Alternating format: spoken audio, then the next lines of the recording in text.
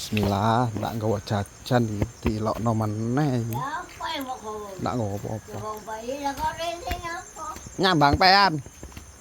Nyambang pean. Molen ya ndak arep. Lah iya ngopo.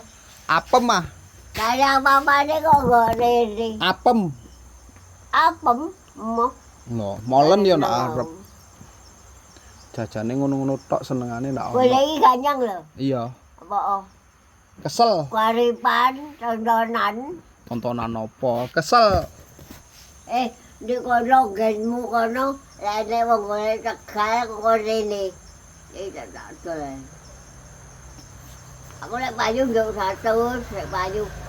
100 apa? Iku gelem gemku pentong mulu iku.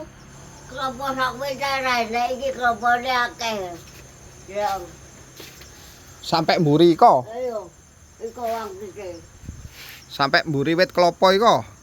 Tapi cepetan aku ki wis eling. Aku melok apa iki? Piro? Anu.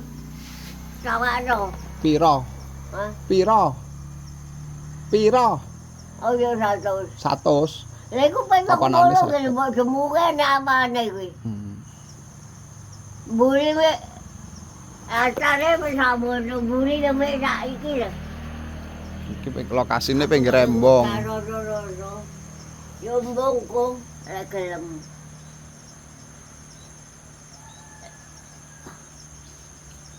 Iki ada dia anak lanang ada matu gede gak kurang.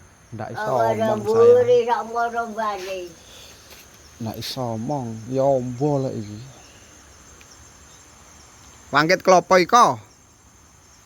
Wite klopo iko.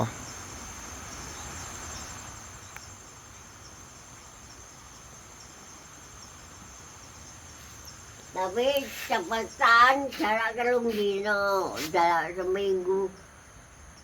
Aku cilik aku tuwek. Wedi apa? Ndak usah. Aku nek Ndak usah mikir sing aneh-aneh. Iku ngene mbok semu iku.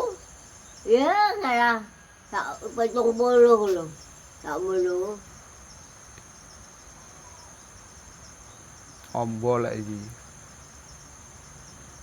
Masih menawa nek kono nek kon golek nggih jamu kono. Lek gelem. Kon delok. Sak umahe. Ombo iki masih murih he. Sak umahe. Hah? Karo umahe. Umah. Ka apa? Umah. Oh, mbok gak krungu. Karo umahe. Umah. Hah? Umah. Oh, lek omah udah ngomong iki. Omah basa lek iki. Tapi lek anune balungane apik kabeh. Lah iya didol karo umahe. Kabeh rene. Omah kaya ngene. Aduh. Ayo. Kula wong lek bener sing gelem nuku. Gak aku lek gelem tawa ya Pak Duadi ngono. Wegah aku mrono-mrono sin. Pokoke dadi dhuwit budal ngono ae.